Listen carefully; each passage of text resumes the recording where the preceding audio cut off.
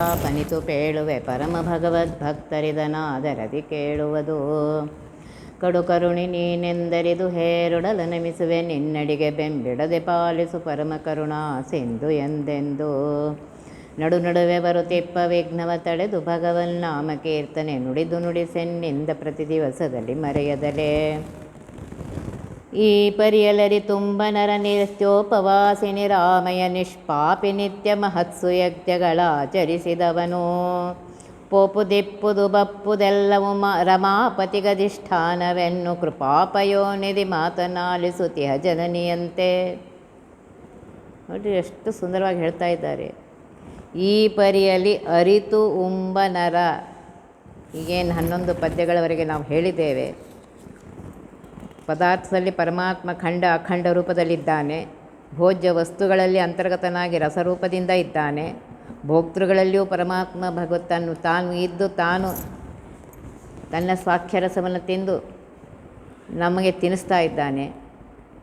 ಯಾವ ಯಾವ ಜೀವಕ್ಕೆ ಯಾವ ಕಾಲಕ್ಕೆ ಎಷ್ಟು ಉಣಿಸಬೇಕು ಎಲ್ಲ ಪರಮಾತ್ಮನಿಗೆ ಗೊತ್ತು. ಇದನ್ನು ತಿಳಿದುಕೊಂಡು ಪರಮಾತ್ಮನೇ ಇದೊಂದು ಭೋಜನ ಯಜ್ಞ ಅಂತ ತಿಳಿದುಕೊಂಡು ಭೋಜನವನ್ನು ಮಾಡಿದರೆ ಅಂತಹ ಮನುಷ್ಯ ನಿತ್ಯೋಪವಾಸಿ ಅಂತ ಹೇಳ್ತಾ ಇದ್ದಾರೆ. ಊಟ ಮಾಡಿದರೂ ಅವನು ಉಪವಾಸ ಇದ್ದ. ಉಪವಾಸ ಅಂದರೆ ಏನು ಅರ್ಥ? ಉಪ ಅಂದರೆ ಸಮೀಪ, ಸಮೀಪದಲ್ಲಿ ವಾಸ ಮಾಡುವುದು ಅಂದರೆ ಪರಮಾತ್ಮನ ಹತ್ತಿರದಲ್ಲಿ ವಾಸ ಮಾಡುವುದು. ಅಲ್ಲಿರುವ ರೂಪಗಳನ್ನು ತೆಗೆದುಕೊಂಡು ನೋಡಿಕೊಂಡು ಅದನ್ನು ತಿಳಿದುಕೊಂಡು ಊಟ ಮಾಡ್ತಾ ಇದ್ದಾನೆ. ಅವನು ಪರಮಾತ್ಮನ ಅತ್ಯಂತ ಹತ್ತಿರದಲ್ಲಿದ್ದಾನೆ ಅಂತ ಅದರ ಅರ್ಥ. ನಿಷ್ಪಾಪೆ, ಅವನಿಗೆ ಯಾವ ಪಾಪವೂ ಬರುವುದಿಲ್ಲ. ನಿತ್ಯ ಮಹತ್ಸು ಯಜ್ಞಗಳಾಚರಿಸಿದವನು. ದಿನಾಗಲೂ ದೊಡ್ಡ ದೊಡ್ಡ ಯಜ್ಞಗಳನ್ನು ಮಾಡಿದರೆ ಏನು ಪುಣ್ಯ ಬರುತ್ತೆ, ಆ ಪುಣ್ಯ ಅವನಿಗೆ ಬರ್ತಾ ಇದೆ. ಪೋಪು ದಿಪ್ಪುದು ಬಪ್ಪುದೆಲ್ಲ ಏನು ಬಪ್ಪುದು ಬರ್ತಾ ಇರುವ ಪಾಪಗಳೆಲ್ಲ ಹೊರಟೋಗ್ತದೆ. ರಮಾಪತಿಗೆ ಅಧಿಷ್ಠಾನವೆನ್ನು. ನೋಡಿರಿ, ಭೋಜನ ಪದಾರ್ಥಗಳಲ್ಲಿಯೂ ಅವನೇ ಇದ್ದಾನೆ, ನನ್ನಲ್ಲಿಯೂ ಅವನೇ ಇದ್ದಾನೆ. ಸರ್ವತ್ರದಲ್ಲಿ ವ್ಯಾಪ್ತನಾದಂತಹ ಪರಮಾತ್ಮ ಇಲ್ಲಿದ್ದಾನೆ ಅಂತ ತಿಳಿದುಕೊಂಡು ನೀನು ಊಟ ಮಾಡಿದರೆ ಇಷ್ಟೆಲ್ಲ ಪರಮಾತ್ಮ ಕೊಡ್ತಾ ಇದ್ದಾನೆ. ಕೃಪಾ ಈಗ ಯಾಕೆ ಮಾಡ್ತಾ ಇದ್ದಾನೆ? ಕೃಪಾಪಯೋನಿಧಿ, ಕರುಣಾ ಸಮುದ್ರನಾಗಿದ್ದಾನೆ ಪರಮಾತ್ಮ. ಮಾತನಾಲಿಸುತ್ತಿಹ ಜನನಿಯಂತೆ. ಒಂದು ಸಣ್ಣ ಕೂಸು ಆಗ ತಾನೇ ಮಾತು ಕಲ್ತಿದೆ, ಅದು ಮಾತಾಡ್ತಾ ಇದೆ. ಉಳಿದವರು ಅದೇನು ಮಾತಾಡ್ಲಿಕ್ಕಂತ ನಮಗೇನು ತಿಳಿಯಂಗಿಲ್ಲವ, ನೀನೇ ಕೇಳು ಅಂತಾರೆ. ಆದರೆ ತಾಯಿ ಆ ಮಗುವಿನ ಮಾತನ್ನೇ ಕೇಳ್ಕೊತಾಳೆ, ತಿಳ್ಕೊತಾಳೆ, ಅರ್ಥ ಮಾಡ್ಕೊತಾಳೆ, ಸಂತೋಷ ಪಡ್ತಾಳೆ. ಹಾಗೆ ಪರಮಾತ್ಮ ವೇದಗಳಿಂದ ಸ್ತುತಿಸಲ್ಪಡಂತಹ ಪರಮಾತ್ಮ ನಾನು ಮಾಡುವಂತಹ ಈ ಸಣ್ಣ ಮಾತಿನಿಂದ ಪರಮಾತ್ಮ ಸಂತೋಷ ಪಡ್ತಾನಂತೆ, ಕೇಳ್ತಾನಂತೆ. ಇದೇ ನೋಡ್ರಿ ಪರಮಾತ್ಮನ ಕರುಣಾ ಸಮುದ್ರತ್ವ. ಈ ರೀತಿ ಯಾರಿಗೂ ಬರೋದಿಲ್ಲ. ಹೇಳ್ತಾ ಇದ್ದಾರೆ, ಭೋಜನ ಪದಾರ್ಥಗಳಲ್ಲಿ ಪರಮಾತ್ಮ ಇದ್ದು ಅವನು ಸ್ಥೂಲಾನವನ್ನು ಸ್ವೀಕಾರ ಮಾಡೋದಿಲ್ಲ. ಆದರೂ ನನಗೋಸ್ಕರ ಅದನ್ನು ಸ್ವೀಕಾರ ಮಾಡ್ತಾ, ಅದರಲ್ಲಿರೋ ಸಾಕ್ಷ್ಯರಸವನ್ನು ಸ್ವೀಕಾರ ಮಾಡಿ ನಂಗೆ ಕೊಡ್ತಾಯಿದ್ದ. ನನಗೆ ಸ್ವಾಮಿಗಳವ್ರ ಹೆಸರು ನೆನಪಿಲ್ಲ, ಮೋಸ್ಟ್ಲಿ ಪ್ರಿಯವ್ರತರು ಇರಬೇಕು, ಸತ್ಯಪ್ರಿಯರು ಇರಬೇಕು, ಸತ್ಯಪ್ರಿಯ ಸ್ವಾಮಿಗಳು. ಅವರಿಗೆ ಆ ನೈವೇದ್ಯ ಏನಿತ್ತು ಅದರಲ್ಲಿ ವಿಷ ಹಾಕಿದ್ನಂತೆ. ಹಾಕಿ ಯಾರು ತಂದಿಟ್ಟಿದ್ರಂತೆ. ಅವರು ಪರಮಾತ್ಮನಿಗೆ ನೈವೇದ್ಯ ಮಾಡಿ ಮೇಲೆ ಗೊತ್ತಾದ ಮೇಲೆ ಶಿಷ್ಯರು ಹೇಳಿದ್ರಂತೆ ಅದನ್ನು ಸ್ವೀಕಾರ ಮಾಡಬೇಡ್ರಿ ಅಂತ. ಆವಾಗ ಅವರು ಅಂದ್ರಂತೆ, ದೇವರಿಗೆ ನೈವೇದ್ಯವನ್ನು ಮಾಡಿದ್ದೇವೆ, ನಿವೇದಿಸಿದ್ದೇವೆ, ಏನೂ ಆಗೋದಿಲ್ಲ ಅಂತ ತಿಂದಿದ್ದಾರೆ, ಅವ್ರಿಗೇನೂ ಆಗಿಲ್ಲ. ಆದ್ದರಿಂದ ಸರ್ವ ಯಜ್ಞಗಳಲ್ಲಿ ಅತಿ ದುರ್ಲಭವಾದ ಯಜ್ಞ ಪ್ರಾಣಾಗ್ನಿಹೋತ್ರ ಅಂತ ಹೇಳ್ತಾ ಇದ್ದಾರೆ. ಈ ಯಜ್ಞಕ್ಕೆ ಹೃದಯ ಕಮಲವೇ ಅಗ್ನಿಮಥನ ಮಾಡುವಂತಹ ಪಾತ್ರ. ಮನಸ್ಸು ಅದರ ಕಡಗೋಲು. ವಾಯುದೇವರು ಹಗ್ಗವಾಗಿದ್ದಾರೆ, ಅವರ ಸಹಾಯದಿಂದ ಇದನ್ನು ಮಥನ ಮಾಡಬೇಕು. ಜೀವ ಅಧ್ವರ್ಯು. ಅಗ್ನಿಯನ್ನು ಪೂರಕದಿಂದ ಹೊತ್ತಿಸಿ ಕುಂಭಕದಿಂದ ಸ್ಥಾಪಿಸಬೇಕು ಅಂತ ಹೇಳ್ತಾ ಇದ್ದಾರೆ. ಬ್ರಹ್ಮ ವಿಷ್ಣು ಮಹೇಶ್ವರರು ತದಭಿಮಾನಿ ದೇವತೆಗಳು. ಪೂರಕ, ಕುಂಭಕ, ರೇಚಕ 3 ಅಕ್ಷರಗಳಿಂದ ಕೂಡಿದಂತಹ ಪ್ರಣವ ಅ ಉ ಮ. ಓಮಲ್ಲಿ 3 ಅಕ್ಷರಗಳಿವೆ, ಅ ಉ ಮ. ಆ 3 ಅಕ್ಷರಗಳಿಂದ ಕೂಡಿದಂತಹ ಪ್ರಣವ 3 ನಾಡಿಗಳು. ಇಡ ಪಿಂಗಳ ಬ್ರಹ್ಮನಾಡಿ ಏನಿದೆ ಅದು ಹೃದಯದಲ್ಲಿರುವಂಥ. ಮುಖವೇ ಆಹ್ವನೀಯ ಅಗ್ನಿ, ಹೃದಯ ಗಾರ್ಹ್ಯಪತ್ನ ಅಗ್ನಿ, ನಾಭಿ ದಕ್ಷಿಣಾಗ್ನಿ, ಬಲಭಾಗ ಸಭ್ಯಾಗ್ನಿ, ಎಡಭಾಗ ಅವಸಭ್ಯಾಗ್ನಿ. ಪ್ರಾಣನೇ ಹೋತೃ, ಅಪಾನ ಉದ್ಗಾತೃ, ವ್ಯಾನ ಬ್ರಹ್ಮ, ಉದಾನ ಅಧ್ವರ್ಯು, ಸಮಾನ ಯಜಮಾನ. ಅಹಂಕಾರವೇ ಪಶು. ಯಜ್ಞಕ್ಕೆ ಪಶು ಬೇಕಲ್ಲ ಅದು ಬಲಿ ಕೊಡಲಿಕ್ಕೆ. ನಿನ್ನ ಅಹಂಕಾರವೇ ಪಶು. ಓಂಕಾರ ಯೂಪ, ಬುದ್ಧಿ ಪತ್ನಿಯಂತೆ. ಪೃಥ್ವಿ ಕಟ್ಟಿಗೆಗಳು, ಪೃಷ್ಠಭಾಗ ವೇದಿ, ರೋಮಗಳು ದರ್ಭ, ಜಿಹ್ವೆ ಸೃಕ್, ಮನಸ್ಸು ಸ್ರವ. ನೋಡ್ರಿ, ಲೋಹಿತ ಪಿಂಗಲಾಕ್ಷವಾದ ಅಗ್ನಿವರ್ಣದ ಪರಮಾತ್ಮ, ಅಮೃತವು ಋಷಿ, ಸತ್ಯನಾಮಕ ಹರಿದೇವತೆ, ಗಾಯತ್ರಿ ಛಂದಸ್ಸು, ಸ್ವಾಹಾಕಾರ ಮಂತ್ರಗಳು, ಪ್ರಾಣಾಯ ಸ್ವಾಹ ಅಪಾನಾಯ ಸ್ವ ಅಂತ ಹೇಳ್ತಿರಲ್ಲ, ಎಷ್ಟು ಸುಂದರವಾಗಿ ಹೇಳ್ತಾ ಇದ್ದಾರೆ ನೋಡಿ. ಪರಮಾತ್ಮ ಈ ರೀತಿಯಾಗಿ ನೀನು ಮಾಡುವ ಊಟವೇ ಒಂದು ಯಜ್ಞ ಅಂದರೆ ಇಷ್ಟು ಪುಣ್ಯ ಬರ್ತಾ ಇದೆ. ಊಟ ಮಾಡೋದು ಮಾಡೇ ಮಾಡ್ತೀವಿ ಎಲ್ಲರೂ. ಅದಕ್ಕೆ ನೀವು ಪ್ರಾಣಾಯ ಸ್ವಾಹ ಅಪಾನಾಯ ಸ್ವಾಹ, ಪ್ರಾಣ ಅಪಾನ ವ್ಯಾನ ಉದಾನ ಸಮಾನ ಅಂತ ಏನು ಹೇಳ್ತೀರಿ, ಇದೂ ಸಹ ಶ್ರದ್ಧೆಯಿಂದ ಕೊಡಬೇಕು. ಪರಮಾತ್ಮ ಇಲ್ಲಿ ಹೇಳ್ತಾ ಇದ್ದಾರೆ, ಶ್ರದ್ಧಾಯಾಮ್ ಪ್ರಾಣಿ ನಿವಿಷ್ಟೋಸ್ಮಿ. ಇಲ್ಲಿ ಹೇಳ್ತಾ ಇದ್ದಾರೆ, ಪ್ರಾಣಾಯ ಸ್ವಾಹ ಪ್ರಾಣಾಯೇದಂ ನಮಮ. ಶ್ರದ್ಧೆಯಾಮ್ ಅಭಿಮಾನಿಯಾಗಿರುವಂತಹ ಆಸ್ತಿಕ್ಯ ಬುದ್ಧಿಗೆ ಅಭಿಮಾನಿಯಾಗಿರುವಂಥ ಭಾರತೀ ದೇವಿ ಈ ರೀತಿಯಾಗಿ ಪ್ರಾಣಾಗ್ನಿಯಲ್ಲಿ ಮುಖ್ಯ ಪ್ರಾಣ ಅಂತರ್ಗತನಾಗಿರುವಂಥ ಪರಮಾತ್ಮನಿಗೆ ಅದನ್ನು ಕೊಡ್ತಾ ಇದ್ದೇವೆ. ಈ ರೀತಿಯಲ್ಲಿ ಭೋಜನವನ್ನು ತಿಳಿದುಕೊಂಡು ಭೋಜನ ಮಾಡುವವನು ಪರಮಾತ್ಮನ ಮಹಾಪ್ರಸಾದದಿಂದ ಪರಮಾತ್ಮನನ್ನೇ ಹೊಂದಲು ಸಮರ್ಥನಾಗ್ತಾನಂತೆ, ಅವನ ಅನುಗ್ರಹವನ್ನು ಹೊಂದಲು. 1 ಆಹುತಿ ಕೊಡುವುದರಿಂದ 10,000 ಯಜ್ಞಗಳ ಫಲ ಬರುತ್ತಂತೆ. ನೋಡ್ರಿ, 1 ಆಹುತಿ ಕೊಡೋದ್ರಿಂದ. ಕಲಿಯುಗದಲ್ಲಿ ಭೋಜನ ಮಾಡಿಸುವವನು ಹಾಗೆ ಭೋಜನ ಮಾಡುವವನು ಇವರಿಗೆ ಎಲ್ಲ ಫಲಗಳು ಸಿಕ್ಕತ್ತೆ. ಅದಕ್ಕೆ ವಿಜಯದಾಸರು ಒಂದು ಕಡೆ ಹೇಳ್ತಾರೆ, ಈ ಪರಿಯ ತಿಳಿದು ಯಾಗವ ಮಾಡಿದವರಿಗೆ ತಾಪತ್ರಯಗಳೆಲ್ಲ ವಿಜಯ ವಿಠ್ಠಲ ಬಲ್ಲ. ನೋಡಿರಿ, ಈ ಥರ ತಿಳ್ಕೊಂಡು ಭೋಜನ ಯಜ್ಞ ಮಾಡುವವರಿಗೆ ಪರಮಾತ್ಮ ತಾಪತ್ರಯಗಳನ್ನ ಕೊಡುವುದಿಲ್ಲ. ದೈಹಿಕ ಮಾನಸಿಕ ಯಾವ ರೀತಿಯ ತಾಪತ್ರಯಗಳು ಬರೋದಿಲ್ಲ, ನೆನ್ಪಿಟ್ಕೊಳ್ಳಿ. ತಾಪತ್ರಯಗಳು ಅಂದ್ರೇನು? ದೈಹಿಕ ತಾಪಗಳು, ಮಾನಸಿಕ ತಾಪಗಳು, ಎಲ್ಲ ರೀತಿಯ ತಾಪಗಳು ಹೋಗುತ್ತೆ. ಏನು, ನೀನೇ ಊಟ ಮಾಡ್ತಾ ಇದೆಯಾ, ಆ ಊಟವನ್ನು ಯಜ್ಞ ಅಂತ ತಿಳಿದುಕೊಂಡು, ಭೋಜನ ಯಜ್ಞ ಅಂತ ತಿಳಿದುಕೊಂಡು ಮಾಡಿದರೆ ಬರ್ತಾಯಿದೆ. ಪೋಪುದು, ಇಪ್ಪುದು, ಬಪ್ಪುದು ಅಂತ 3 ಶಬ್ದಗಳನ್ನ ಉಪಯೋಗಿಸ್ತಾರೆ. ಏನು ಹೋಗುತ್ತೆ ಅಂದರೆ ಅಹಂಕಾರ ಹೋಗುತ್ತೆ. ಸಂಚಿತ ಕರ್ಮ, ನಾವು ಅನಂತ ಜನ್ಮದಲ್ಲಿ ಅನಂತ ಕರ್ಮಗಳು ಮಾಡಿದ್ದೇವೆ. ಆ ಕರ್ಮದ ರಾಶಿ ಇಷ್ಟಿದೆಯಲ್ಲ, ಅದರೊಳಗೆ ನಾವು ಸಿಕ್ಕಾಕೊಂಡ್ಬಿಟ್ಟಿದ್ದೇವೆ. ನಾವು ಕಾಣಿಸೋದೂ ಇಲ್ಲ, ಅಷ್ಟು ಕರ್ಮಗಳು ಮಾಡಿದ್ದೇವೆ. ಆದರೆ ಕರುಣಾ ಸಮುದ್ರನಾಗಿರುವಂಥ ಪರಮಾತ್ಮ ನೋಡ್ರಿ, ಅವನ ಕರುಣಾ ಸಮುದ್ರಕ್ಕೆ ಎಷ್ಟಿದೆ. ಆ ಸಂಚಿತ ಕರ್ಮದಲ್ಲಿ ಒಂದು 100% ಅಂತ ಇಟ್ಕೊಂಡ್ರೆ 40% ಮಾತ್ರ ತೆಗಿತಾನೆ. ಆ 40%ಅಲ್ಲೂ 20% ಇಟ್ಟಿದ್ದಾನೆ, ಕೊಟ್ಟಿಲ್ಲ. ಓನ್ಲಿ 20% ಈಗ ಅನುಭವಿಸ್ತಾ ಇದ್ದೇವೆ ನಾವು. ನೋಡ್ರಿ ಎಷ್ಟಿದೆ. ಇದಕ್ಕಾಗಂಗಿಲ್ಲ ಅಂತ ಹೇಳಿ ಪರಮಾತ್ಮ ಅದರಲ್ಲಿ 20% ಮಾತ್ರ ಅನುಭವಿಸು ಅಂತ ಕೊಟ್ಟಿದ್ದಾನೆ. ಈಗ ನೀನು ಪರಮಾತ್ಮನ ಪ್ರತಿ ಕ್ಷಣಕ್ಕೆ ಸ್ಮರಣೆ ಈ ರೀತಿ ಮಾಡಿದರೆ, ತಿನ್ನುವಾಗ, ಉಣ್ಣುವಾಗ, ನಿಂತಾಗ, ಕೂತಾಗ, ಎದ್ದಾಗ, ಮಲಗಿದಾಗ ಸ್ಮರಣೆ ಮಾಡಿದರೆ ಇದೇ ಜನ್ಮದಲ್ಲಿ ಅವೆಲ್ಲ ಹೋಗ್ಬೋದು. ಆದ್ದರಿಂದ ಪರಮಾತ್ಮ ಪ್ರತಿ ಕ್ಷಣಕ್ಕೂ ಅವನ ಉಪಕಾರವನ್ನು ಸ್ಮರಣೆ ಮಾಡು. ಇಪ್ಪುದು ಪ್ರಾರಬ್ಧ ಕರ್ಮ ಏನಿದೆ ಅದು ಇದೆ, ಅದು ಸಹ ಪರಮಾತ್ಮ ನಾನು ಅಸ್ವತಂತ್ರ, ಪರಮಾತ್ಮ ಸರ್ವತಂತ್ರ ಸ್ವತಂತ್ರ, ಅವನಿಗೆ ಬೇಡ್ಕೊಳ್ಬೇಕು ಇದನ್ನು ಇದು ಮಾಡಪ್ಪ ಅಂಥೇಳಿ. ಬಪ್ಪುದು ಮುಂದೆ ಆಗಾಮಿ ಕರ್ಮ. ನೋಡಲೆ ಪ್ರಾರಬ್ಧ ಅನುಭವಿಸ್ತಾ ಇರುವಾಗಲೇ ಬೇಕಾಷ್ಟು ಪಾಪಗಳನ್ನು ಪುಣ್ಯಗಳನ್ನ ಮಾಡ್ತಾಯಿದ್ದೆ, ಅದು ಸಹ ಹೋಗುತ್ತೆ ಅಂತ ಹೇಳ್ತಾ ಇದ್ದಾರೆ. ಸರಿಯಾಗಿ ನೀನು ಏನು ಬರೀ ಸರಿಯಾಗಿ ತಿಳ್ಕೊಂಡು ಊಟ ಮಾಡಿದ್ರೆ ಅಂತ ಹೇಳ್ತಾ ಇದ್ದಾರೆ. ಊಟ ಅಂತೂ ನಾವೆಲ್ಲರೂ ಮಾಡೇ ಮಾಡ್ತೇವೆ.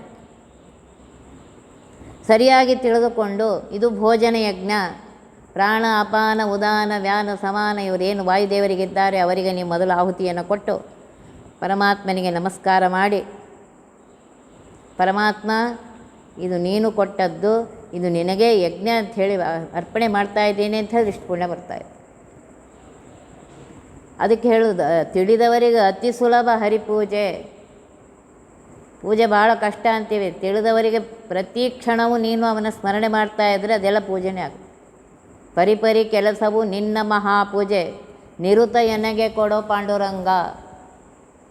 ಏನೇನು ನಾನು ಪರಿಪರಿ ಬೆಳಗಿಂದ ಹಿಡಿದು ರಾತ್ರಿ ಮಲಗುವವರೆಗೂ ಕೆಲಸ ಮಾಡ್ತಾ ಇದ್ದೀನಿ, ಅದೆಲ್ಲ ನಿನ್ನ ಪೂಜೆನೇ ಪರಮಾತ್ಮ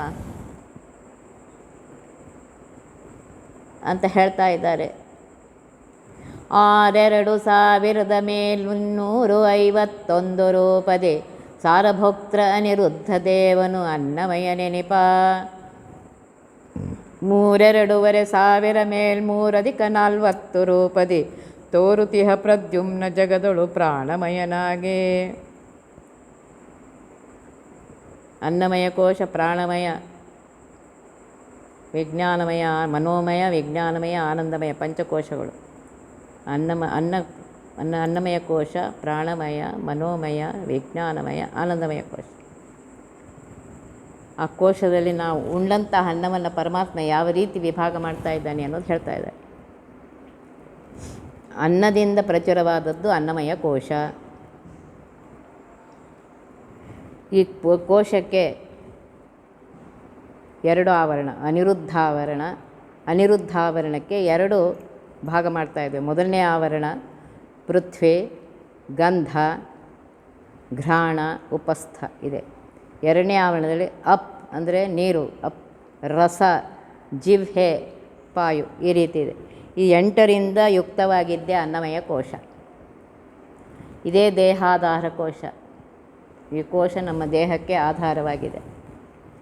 ಇದಕ್ಕೆ ಭೂದೇವಿ, ಶನಿ ಮೊದಲಾದವರು ಇಲ್ಲಿದ್ದುಕೊಂಡು ಪೂಜಿತರಾಗಿದ್ದಾರೆ. ಅವರಂತರ್ಗತನಾಗಿ ಭಾರತೀಯ ರಮಣ ಮುಖ್ಯ ಪ್ರಾಣ ಅಂತರ್ಗತನಾಗಿ ಪರಮಾತ್ಮ. ಸ್ಥೂಲ ದೇಹದಲ್ಲಿ ಪೃಥ್ವಿ ಸಂಕೇತವಾಗಿರುವಂಥ ಅನ್ನಮಯ ಕೋಶದಲ್ಲಿ ಇದ್ದು ಪರಮಾತ್ಮ ಇದ್ದು ಜೀವ ತಿನ್ನುವಂತಹ ಈ ಪ್ರಾಕೃತ ಅನ್ನವನ್ನು ಅವನು ತೆಗೆದುಕೊಳ್ತಾ ಇಲ್ಲ. ಅದರಲ್ಲಿಯ ಸ್ವಾಖ್ಯ ರಸವನ್ನು ತಾನು ಸ್ವೀಕಾರ ಮಾಡೋನು ಯಾರು? ಅನಿರುದ್ಧ ನಾಮಕ ಪರಮಾತ್ಮ. ಅವನು ಸ್ವೀಕಾರ ಮಾಡಿದ್ದರಿಂದ ಅದು ನಿವೇದ ಆಗಿದ್ದ ಅನ್ನ ಇದೆ, ಅದು ನಮಗೆ ಸಿಗ್ತಾ ಇದೆ. ಅದರಿಂದ ನಮಗೆ ರಸವನ್ನು ಕೊಡ್ತಾ ಇದ್ದಾನೆ, ಸಾರವನ್ನು ಕೊಡ್ತಾ ಇದ್ದಾನೆ. ನಾನು ಹೇಳಿದೆ ಇಲ್ಲಿ ಅಕ್ಷರಗಳಿಗೂ ಅನಿರುದ್ಧ ಅ 1, ನ ತ ತ ದ ಧ ನ 5 ಆ ರೀತಿ ಸಂಖ್ಯೆ ಕೊಡ್ತಾ ಇದ್ದಾರೆ. ರ 2, ಯ ರ 2, ದ ತ ಥ ದ ಧ ಒಂದಿದೆ 4. ಒತ್ತಕ್ಷರ ಬಂದಿದ್ದರಿಂದ ಅನಿರುದ್ಧ ಇದೆ. ಒತ್ತಕ್ಷರ ಬಂದರೆ 4 + 4 8. 1 5 2 8 ಇದೆ. ಅದನ್ನು ಉಲ್ಟಾ ವಾಮತೋಗತಿ ಅಂತ ಹೇಳ್ತಾರೆ. ಅಂಕಾನಾಂ ವಾಮತೋಗತಿ ಉಲ್ಟಾ ಮಾಡಿದರೆ 8 2 5 1 ಅಂದರೆ 8251 ಅಕ್ಷರವಾಚ್ಯ ರೂಪದಿಂದ ಪರಮಾತ್ಮ ಅಲ್ಲಿದ್ದಾನೆ ಅನ್ನಮಯ ಕೋಶದಲ್ಲಿ, ಅನಿರುದ್ಧ ನಾಮಕ ಪರಮಾತ್ಮ. ಪ್ರದ್ಯುಮ್ನ ನಾಮಕ ಪರಮಾತ್ಮ ಅದೇ ರೀತಿ ಪ ಮತ್ತು ರ, ಪ 1, ರ 2 3, ದ್ಯು ದ ಮತ್ತು ಯ, ದಕ್ಕೆ ಯ ಒತ್ತಿದೆ, ದ 3, ಯ 1 4, ಮ ಮತ್ತು ನ, ಮನು 5ನೇ ಅಕ್ಷರ, ಪ ಪ ಬ ಭ ಮ, ತ ತ ದ ಧ ನ 5ನೇ ಅಕ್ಷರ, 5 + 5 ಅಲ್ಲಿಗೆ 5543 ಅಕ್ಷರವಾಚ್ಯ ರೂಪದಿಂದ ಪರಮಾತ್ಮ ಪ್ರದ್ಯುಮ್ನ ಪರಮಾತ್ಮ ಅಲ್ಲಿದ್ದ. ನೋಡ್ರಿ ಎಷ್ಟು ಹೇಳ್ತಾ ಇದೆ. ಇದು ಅನ್ನಮಯ ಕೋಶದಲ್ಲಿ ಆಯಿತು. ಪ್ರಾಣಮಯ ಕೋಶದಲ್ಲಿ ಉದಕ ಪ್ರಚುರವಾದದ್ದು ಪ್ರಾಣಮಯ ಕೋಶ. ಈ ಕೋಶದಲ್ಲಿ 3 ಭಾಗಗಳಿವೆ: ತೇಜಸ್ಸು, ರೂಪ, ಕಣ್ಣು, ಪಾದ. ಎರಡನೇದಲ್ಲಿ ಆಕಾಶ, ಶಬ್ದ. ತೇಜಸ್ಸಿನಿಂದೇ ರೂಪ ಕಾಣಿಸ್ತಾ ಇದೆ, ಕಣ್ಣಿನಲ್ಲಿರುವ ತೇಜದಿಂದೇ ರೂಪ ಕಾಣಿಸ್ತಾ ಇದೆ, ಆ ಬೆಳಕಿನಿಂದಲೇ. ಆ ಬೆಳಕು ಹೋಯ್ತು ಅಂದರೆ ಕಣ್ಣು ಕಾಣಿಸೋದಿಲ್ಲ. ಅದಕ್ಕೆ ತೇಜಸ್ಸು, ರೂಪ, ಚಕ್ಷು, ಕಣ್ಣು ಮತ್ತು ಪಾದ. ಆಕಾಶ, ನನಗೆ ಶಬ್ದ ಕೇಳಿಸ್ತಾ ಇದೆ ನೋಡ್ರಿ, ಶ್ರೋತೃ ಬೇಕು, ಆಕಾಶದಲ್ಲಿದೆ. ಶಬ್ದಗಳು ಎಂದೂ ನಾಶ ಆಗೋದಿಲ್ಲ. ಈಗ ನಾವು ಮಾತಾಡಿದ ಶಬ್ದ ಅಲ್ಲೇ ಇದೆ, ಅದಕ್ಕೆ ಸರಿಯಾದ ಒಂದು ಆ್ಯಂಟಿನಾ ತೆಗೆದುಕೊಂಡ್ರಿ ಅಂತಂದ್ರೆ ಆ ಶಬ್ದಗಳು ಬರುತ್ತೆ. ಅದಕ್ಕೆ ವೇದದ್ರಷ್ಟಾರರು ಯಾವತ್ತೋ ಮಂತ್ರಗಳೆಲ್ಲ ನೋಡಿದ್ದು ಅದನ್ನು ಹೇಳಿದ್ದಾರೆ, ಇವತ್ತಿಗೂ ನಮಗದು ಬರ್ತಾಯಿದೆ. ಯಾಕೆ? ಅದನ್ನೇನು ಬರೆದಿಟ್ಟಿಲ್ಲ ಅವರು. ಶ್ರುತಿ ಅಂತ ಅದಕ್ಕೆ ಹೆಸರು ಬಂದಿದೆ. ಶ್ರುತಿ ಅಂದರೆ ಕಿವಿಯಿಂದ ಕೇಳಿದ್ದು ಅದನ್ನು ಇನ್ನೊಬ್ಬರಿಗೆ ಹೇಳಿದ್ದಾರೆ, ಇವತ್ತಿಗೂ ಇದೆ ಶ್ರುತಿ. ಹಾಗೆ ಇಲ್ಲಿ ಹೇಳ್ತಾ ಇದ್ದಾರೆ, ಆಕಾಶದಿಂದ ಶಬ್ದ, ಆ ಶಬ್ದ ಕಿವಿ ಕೇಳ್ತಾ ಇದೆ, ಅದನ್ನೇ ಮಾತಾಡ್ತೇವೆ ನಾವು. 3ನೇ ಭಾಗ ವಾಯು. ಸ್ಪರ್ಶ ಮಾಡ್ತಾ ಇದ್ದೇವೆ ಒಂದು ಯಾವುದೋ ವಸ್ತುವನ್ನು, ಅದಕ್ಕೆ ವಾಯು ಬೇಕು, ತ್ವಗೀಂದ್ರಿಯ ಬೇಕು, ಚರ್ಮದ ಬೇಕು, ಮತ್ತು ಪಾಣಿನೂ ಬೇಕಲ್ಲ ಮುಟ್ಲಿಕ್ಕೆ. ಪಾಣಿ ಅಂದರೆ ಕೈ, ಇಕ್ಬೇಕು. ಈ ರೀತಿಯಾಗಿ ಪ್ರಾಣಮಯ ಕೋಶ 12ರಿಂದ ಯುಕ್ತವಾಗಿದೆ. ಇದು ಪ್ರಾಣಾಧಾರ ಕೋಶ. ಇದಕ್ಕೆ ಅಭಿಮಾನಿ ಪರಮಾತ್ಮ ತಾನು ಪ್ರದ್ಯುಮ್ನ ರೂಪದಿಂದ ಇದ್ದು ಈ ಕೋಶಾಂತರ್ಗತನಾಗಿ, ಅಗ್ನಿ ಅಂತರ್ಗತನಾಗಿ, ಇದಕ್ಕೆ ನೋಡ್ರಿ ತತ್ವಾಭಿಮಾನಿ ದೇವತೆಗಳು ಅಗ್ನಿ, ಮರೀಚಿ, ಗಣಪತಿ ಮೊದಲಾದವರಿದ್ದಾರೆ. ಆ ದೇವತೆಗಳಿಂದ ಭಾರತೀಯ ರಮಣ ಮುಖ್ಯ ಪ್ರಾಣಾಂತರ್ಗತನಾಗಿ ಪರಮಾತ್ಮ ಪೂಜಿತನಾಗಿದ್ದು ಆ ಪ್ರಾಣಮಯ ಕೋಶದಲ್ಲಿ ಪರಮಾತ್ಮ ಇದ್ದಾನೆ. ಅನ್ನಮಯ ಕೋಶ ಏನು ಮಾಡುತ್ತೆ ಅಂದರೆ ಮನುಷ್ಯನಿಗೆ ಹಸಿವೆ ನೀರುಡಿಕೆ ಉಂಟು ಮಾಡುತ್ತೆ. ಅನ್ನಮಯ ಕೋಶದಲ್ಲಿರುವಂತಹ ಅನಿರುದ್ಧ ನಾಮಕ ಪರಮಾತ್ಮ ಭೂದೇವಿ, ಶನೈಶ್ಚರ, ಸಮಾನವಾಯುವರ ಅಂತರ್ಗತನಾಗಿದ್ದುಕೊಂಡು ಪ್ರಾಣಿಗಳಿಗೆ ಹಸಿವೆ ನೀರುಡಿಕೆಯನ್ನು ಉಂಟು ಮಾಡ್ತಾನೆ. ನೀರು ಕುಡಿಬೇಕು, ಹಸಿವೆ ಆಗಿದೆ ಅಂತ ಅನ್ನಿಸ್ತಾನೆ. ಪ್ರಾಣಮಯ ಕೋಶದಲ್ಲಿ ವರುಣ ಉದಾನಾಂತರ್ಗತನಾಗಿ ಪ್ರದ್ಯುಮ್ನ ಏನು ಮಾಡ್ತಾನೆ ಅಂತಂದರೆ ಭೋಜನ ಪದಾರ್ಥಗಳ ಚಿಂತನೆ ಮಾಡಿಸ್ತಾನೆ. ಹಸಿವೆ ಆಗಿದೆ, ಇವತ್ತು ಅದನ್ನು ತಿನ್ನಬೇಕು, ಇವತ್ತು ಇದನ್ನು ತಿನ್ನಬೇಕು, ಇದನ್ನು ಮಾಡಬೇಕು, ಅದನ್ನು ಮಾಡ್ತಾಯಿದ್ದಾನೆ. ನೋಡ್ರಿ ಪರಮಾತ್ಮ ಎಷ್ಟು ಮಾಡ್ತಾಯಿದ್ದಾನೆ. ನಾನೊಬ್ಬನೇ ಅಲ್ಲ, ಅನಂತ ಜೀವರಾಶಿಗಳಿವೆ. ಮತ್ತು ಜೀವಕ್ಕೆ ಈ ಸಮಯದಲ್ಲಿ ಇಷ್ಟೇ ಆಹಾರ ಕೊಡಬೇಕು, ಇದೆ ಅದೆಲ್ಲ ಲೆಕ್ಕ ಬೇರೆ ಇದೆ. ಅಗಾಧ ಪರಮಾತ್ಮನ ಅಗಾಧ ಮಹಿಮೆ, ನಮೋ ನಮಃ ಅಷ್ಟೇ ಅನ್ನೋದು. ಮನೆಯಲ್ಲಿದ್ದ ಒಂದು 4 ಮಂದಿಗೆ ಅಡುಗೆ ಮಾಡಬೇಕಾದ್ರೆ ನಾವು ಯೋಚಿಸ್ತೀವಿ. ಒಬ್ಬನಿಗೆ ಉಪ್ಪು ಸೇರುತ್ತೆ, ಒಬ್ಬನಿಗೆ ಖಾರ ಸೇರುತ್ತೆ, ಒಬ್ಬನಿಗೆ ಹುಳಿ ಇರಬೇಕು, ಒಬ್ಬನಿಗೆ ಅನ್ನ ಬೇಕು, ಒಬ್ಬನಿಗೆ ಚಪಾತಿ ಬೇಕು, ಆ ಚಪಾತಿಗೆ ಒಬ್ಬನಿಗೆ ಪಲ್ಯಗಳು ಬೇಕು, ಆ ಪಲ್ಯಲ್ಲಿ ಇದು ನನಗೆ ಇಷ್ಟವಾದದ್ದು, ಇದು ನನಗಿಷ್ಟ ಇಲ್ಲ, ಈ ಪಲ್ಯ ಬೇಡ, ಇದೆಲ್ಲ ಅಂತಿರ್ತಾರೆ. ಅದನ್ನು ಮಾಡುವಾಗ ತಾಯಿಗೆ ನೋಡ್ರಿ ಎಷ್ಟಿರುತ್ತೆ. ನನ್ನ ಮಕ್ಕಳು ಸಣ್ಣವರಿದ್ದಾಗ ಸ್ಕೂಲಿಂದ ಹೊರಗಿಂದ ಬರುತ್ತಲೇ ಬಾಗಿಲು ತೆಗೆದಾಕ್ಷಣ ಇವತ್ತು ಏನು ಅಡುಗೆ ಮಾಡಿದೀಯಮ್ಮ ಅಂತ ಕೇಳ್ತಾರೆ. ಅಂದರೆ ಯಾವ ಪಲ್ಯ ಇತ್ತು ಯಾವುದು ಅವ್ರಿಗೆ ಇಷ್ಟವಾಗಿದ್ದಿದ್ರೆ ಸಂತೋಷದಿಂದ ಒಳಗೆ ಬರ್ತೀವಿ, ಇಲ್ಲದೆ ಅಯ್ಯ ಇದಾ ಹಿಂಗೆ ಅನ್ನೋರು. ಒಂದು 4 ಮಂದಿಗೆ ಅವಾಗ ನಾವೇನಂತೀವಿ, ಇವತ್ತು ಇವ್ರದ್ದು ಇಷ್ಟವಾದದ್ದು ಮಾಡಿದ್ದೀವಿ, ನಾಳೆ ನಿನ್ನಿಷ್ಟದಾದ ಮಾಡ್ತೀವಿ, ಊಟ ಮಾಡಿರಿ ಇವತ್ತು ಅಂತ ಹೇಳ್ತಿದ್ವಿ.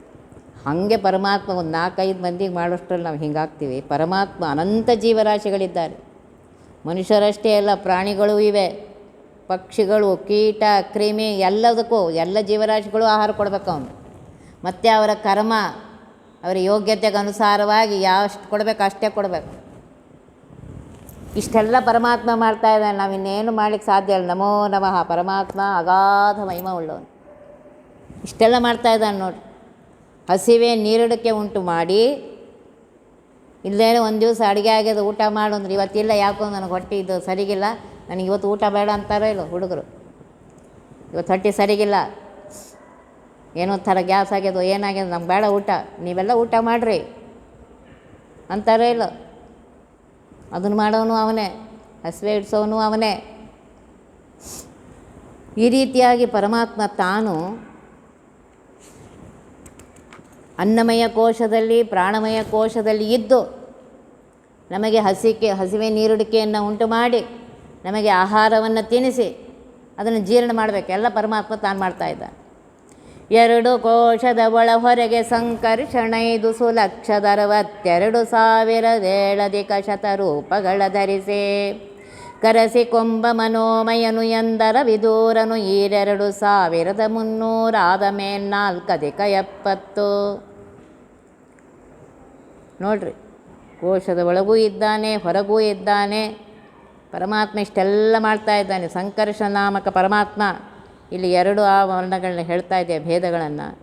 ಮನೋಮಯ ಕೋಶದಲ್ಲಿದ್ದಾನೆ, ಮನಸ್ಸು ಎನ್ನುವ ಕೋಶದಲ್ಲಿದ್ದಾನೆ ಪರಮಾತ್ಮ, ವ್ಯಾಪ್ತನಾಗಿದ್ದಾನೆ ಅಖಂಡ ರೂಪದಿಂದ ಸಂಕರ್ಷಣ. ಈ ಮನೋಮಯ ಕೋಶದ ಕೆಲಸ ಏನಂದ್ರೆ ಅಹಂಕಾರ ತತ್ವ, ಮನಸ್ತತ್ವ. ಅಹಂಕಾರ, ಅಹಂ, ನಾನು ನಾನು ನಂದು ನಾನು, ಇದು ಹುಟ್ಟಕ್ಕೆ ಸಣ್ಣ ಕೂಸು ಇರ್ತದೆ. ಇನ್ನೂ 1 ವರ್ಷದ್ದೋ 2 ವರ್ಷದ್ದು ಇರುತ್ತೆ. ಯಾರು ಮನೆಗೆ ಬಂದಾಗ ಆ ಕೂಸಿಗೆ ಚಾಕ್ಲೇಟೋ ಬಿಸ್ಕೆಟೋ ಏನೋ ತಂದು ಕೊಟ್ಟಿರ್ತಾರೆ. ಆ ಕೂಸು ತೊಗೊಳತ್ತೆ, ತಂದು ಕೊಟ್ಟವರೇ ನಂಗೊಂದು ಕೊಡು ಅಂದರೆ ಆ ಕೂಸು ಏನು ಮಾಡುತ್ತೆ, ಹಿಂಗೆ ಇಚ್ಚಿಡ್ತು, ಕೊಡೋದಿಲ್ಲ ಅದು. ನೋಡ್ರಿ, ಅಷ್ಟು ಸಣ್ಣ ಕೂಸಿಗೆ ನನ್ನದು ನಾನು ಅನ್ನುವ ಭಾವನೆಯನ್ನು ಪರಮಾತ್ಮ ಹುಟ್ಟಿಸಿದ್ದಾನೆ. ಇನ್ನು ದೊಡ್ಡವರಾದ್ಮೇಲಂತ ಅದು ಇನ್ನೂ ಬೆಳ್ಕೊತ ಹೋಗುತ್ತೆ. ಹೀಗೆ ಪರಮಾತ್ಮ ಅಹಂಕಾರ ತತ್ವ, ಮನಸ್ತತ್ವ, ಮನಸ್ಸಿನಲ್ಲಿದ್ದುಕೊಂಡು ಪರಮಾತ್ಮ ಇದು ಮಾಡ್ತಾನೆ. ಅದೇ ಹೇಳ್ತಾರೆ, ಮನೋಮಯ ಕೋಶದಲ್ಲಿದ್ದುಕೊಂಡು ಪರಮಾತ್ಮ ಭೋಜನ ಕ್ರಿಯಾ ವ್ಯಾಪಾರವನ್ನು ಇವತ್ತು ಇದನ್ನು ತಿನ್ನಬೇಕು ಅದನ್ನು ತಿನ್ನಬೇಕು ಎಲ್ಲ ಮಾಡ್ತಾನೆ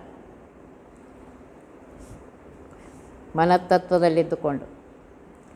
ವಿಜ್ಞಾನಮಯ ಕೋಶದಲ್ಲಿ ನೋಡ್ರಿ, ಅದು ಪಚನ ಆಗಬೇಕೋ ಇಲ್ಲೋ, ಬರೀ ತಿಂದುಬಿಟ್ರಲ್ಲ, ನಾವೆಲ್ಲ ದಳ ದಳ ತಿಂದು ಹಾಕ್ಬಿಟ್ಟಿದ್ದೀವಿ ರುಚಿಯಾದ ಅಂಥೇಳಿ. ಆದರೆ ಪರಮಾತ್ಮ ಎಷ್ಟು ಉಪಕಾರ ಮಾಡ್ಲಿಕ್ಕತ್ತಾನೆ ನೋಡ್ರಿ.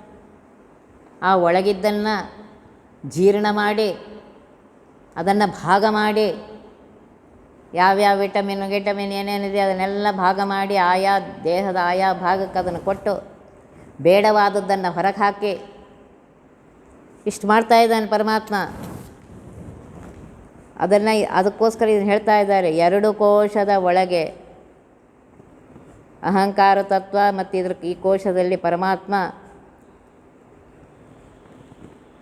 ಸಂಕರ್ಷಣ ನಾಮಕ ಪರಮಾತ್ಮ ಎಷ್ಟು 5,62,000 ಸಂಕರುಷಣ ಸ ಎರಲವದಿಂದ 7ನೇದು, ಆ 0 ಹಾಗೇ ಇಡ್ರಿ.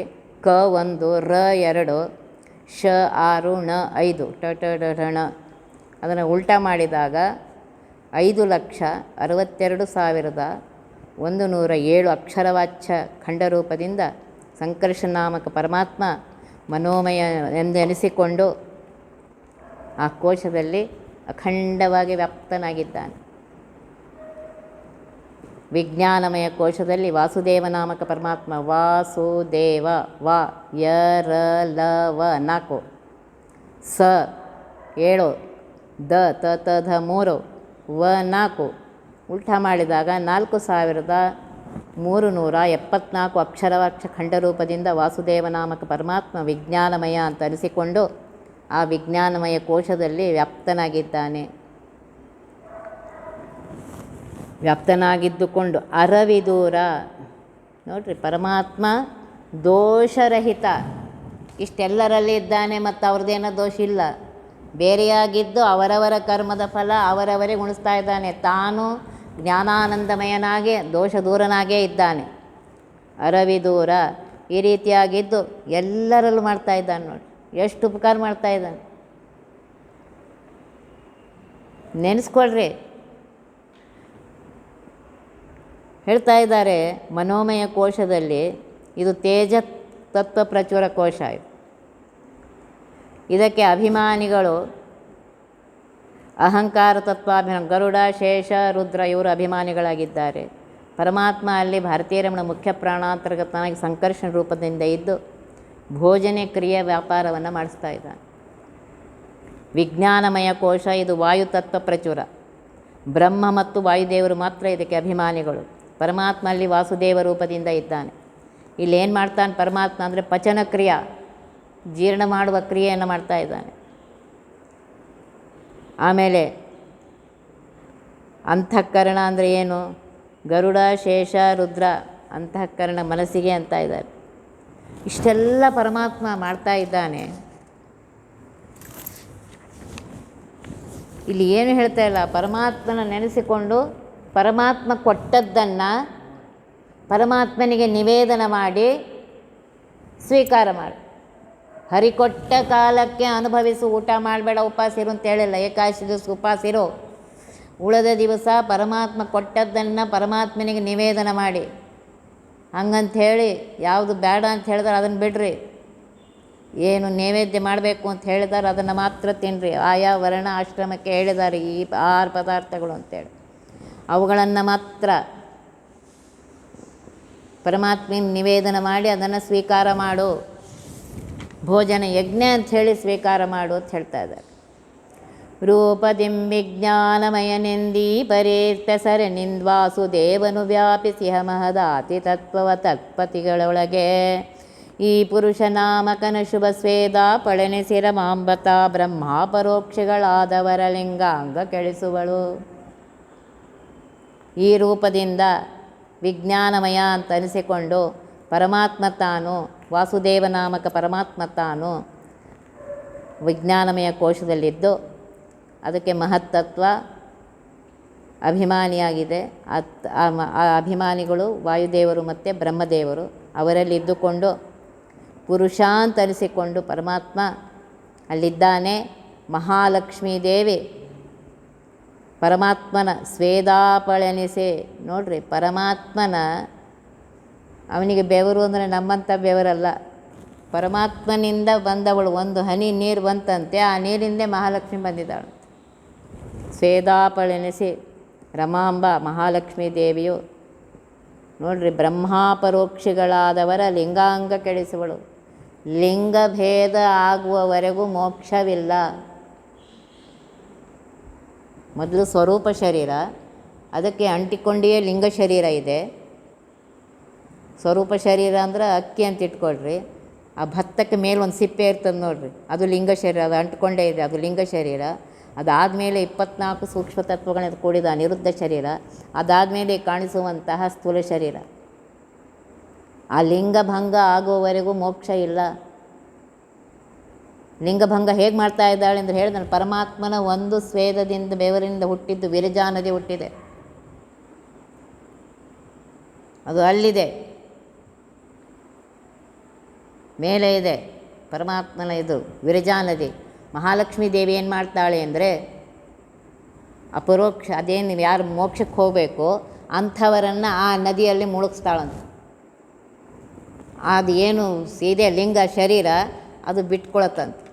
ಹೇಗೆ ಅಂದರೆ, ಈಗ ಉಸುಳಿ ಮಾಡಬೇಕಾಗಿದೆ. ನಾವೇನು ಮಾಡ್ತೀವಿ, ಕಾಳನ್ನು ನೀರೊಳಗೆ ಹಾಕ್ತೀವಿ ಇಲ್ಲ, ನೀರೊಳಗೆ ಹಾಕಿ ಒಂದು ದಿವಸ ಇಡ್ತೀವಿ. ಆಮೇಲೆ ಬೆಳಗ್ಗೆ ತೆಗೆದ್ರಾಗ ಸಿಪ್ಪೆಗಳು ಹೊರಗೆ ಬರ್ತೋ ಇಲ್ಲ, ಅದು ಕಂಟ್ಕೊಂಡೇ ಇದೆ, ಕಾಳಿಗೆ ಅಂಟಿಕೊಂಡೇ ಇದೆ. ಹಾಗೆ ಸ್ವರೂಪ ಶರೀರಕ್ಕೆ ಈ ಲಿಂಗ ಶರೀರ ಅಂಟಿಕೊಂಡೇ ಅದ. ನೀರಿನಲ್ಲಿ ಹಾಕಬೇಕು. ಇದು ಎಲ್ಲಿ ಹಾಕ್ತಾ ಇದ್ದಾಳೆ ಅಂದರೆ, ಆ ಮೋಕ್ಷಯೋಗ್ಯರಾದ ಜೀವರನ್ನು ಆ ವಿರಜಾ ನದಿಯಲ್ಲಿ ಮುಳುಗಿಸ್ತಾ ಇದ್ದಾರೆ ಪರಮಾತ್ಮ. ಮುಳಿಸಿ ಆ ಲಿಂಗ ಶರೀರ ಬಿಟ್ಟಿದೆ. ಆಮೇಲೆ ಆ ಜೀವನನ್ನು ಸ್ವರೂಪ ಶರೀರದ ಮುಕ್ತಿಗೆ ಕರ್ಕೊಂಡು ಹೋಗ್ತಾ ಇತ್ತು. ಆ ವಿರಜಾ ನದಿ ಅಂದರೆ ಮಹಾಲಕ್ಷ್ಮಿಯ ರೂಪವೇ ಅದು. ಅದಕ್ಕೆ ಹೇಳ್ತಾ ಇದ್ದಾರೆ, ಬ್ರಹ್ಮಾಪರೋಕ್ಷಿಗಳಾದವರ, ಪರಮಾತ್ಮನ ಅಪರೋಕ್ಷ ಜ್ಞಾನಗಳಿಂದ ಮುಕ್ತಿ ಪಡೆದವರಿಗೆ ಲಿಂಗಭಂಗವನ್ನು ಮಾಡಿ ಮಹಾಲಕ್ಷ್ಮೀ ದೇವಿ ಪರಮಾತ್ಮ ವಾಸುದೇವ ರೂಪದಿಂದ ಅವರನ್ನು ಮುಕ್ತಿಗೆ ಕರೆದುಕೊಂಡು ಹೋಗ್ತಾ ಇದ್ದಾನೆ ಅಂತ ಹೇಳ್ತಾರೆ. 5125 ನಾರಾಯಣನ ರೂಪವ ಧರಿಸಿಕೊಂಡನು ದಿನ ಧ್ಯಾನಂದಮಯ ನೆನಪ. 5 ಲಕ್ಷದ ಮೇಲೆ 85,000 4 ಶತಗಳ 5 ಕೋಶಾತ್ಮಕ ವಿರಿಂಚ ಅಂಡದೊಳು ತುಂಬಿಹನು. ಈಗ 4 ಕೋಶಗಳು ಹೇಳಿದ್ರು, ಅನ್ನಮಯ ಕೋಶ, ಮನೋಮಯ ಕೋಶ, ಪ್ರಾಣಮಯ ಕೋಶಗಳು ಹೇಳಿದ್ದಾರೆ. ಈಗ ಏನು ಹೇಳ್ತಾ ಇದ್ದಾರೆ, ಕೊನೆಯ ಕೋಶ ಆನಂದಮಯ ಕೋಶ. ವಿಜ್ಞಾನಮಯ ಕೋಶ ಆಯಿತು, ಆನಂದಮಯ ಕೋಶ ಹೇಳ್ತಾ ಇದ್ದಾರೆ. ಈ ಆನಂದಮಯ ಕೋಶದಲ್ಲಿ ಪರಮಾತ್ಮ ತಾನು ನಾರಾಯಣ, ನ ತ ತ ತ ಧನ 5, ನ ರ ಯ ರ 2, ಯ 1, ನ 5 ಉಲ್ಟ ಮಾಡಿದಾಗ 5125 ಅಕ್ಷರವಾಚ್ಯ ಖಂಡರೂಪ. ಇದಕ್ಕೆ ನಾರಾಯಣ ಆವರಣ, ಅವ್ಯಕ್ತತ್ವತ್ವವಿದೆ, ಗುಣತ್ರಯಗಳು.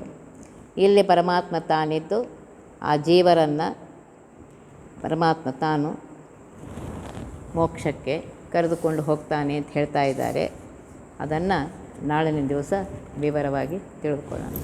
ಒತ್ತಿಬಹ ವಿಘ್ನಗಳ ಕಳೆದಪ ಮೃತ್ಯುವಿಗೆ ಮರೆ ಮಾಡಿ ಕಾಲನ ದೂತರಿಗೆ ಭೀಕರವ ಪುಟ್ಟಿಸಿ ಸಕಲ ಸಿದ್ಧಿಗಳ ಒತ್ತಿಗೊಳ್ಳಿಸಿ ಮನರು ಕ್ಷಣ ನೃತ್ಯ ಮಾಡುವರವರ ಮನೆಯೊಳು ನಿತ್ಯಮಂಗಳ ಹರಿಕಥಾಮೃತ ಸಾರ ಪಠಿಸುವರ.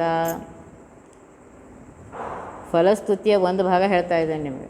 ಒತ್ತಿಬಹ ವಿಘ್ನಗಳ ಕಳೆದು, ಯಾರು ಹರಿಕಥಾಂಸಾರವನ್ನು ಕೇಳ್ತಾ ಇದ್ದಾರೆಯೋ, ಜೀವನದಲ್ಲಿ ನೋಡ್ರಿ ವಿಘ್ನಗಳು ಬಹಳಷ್ಟಿವೆ.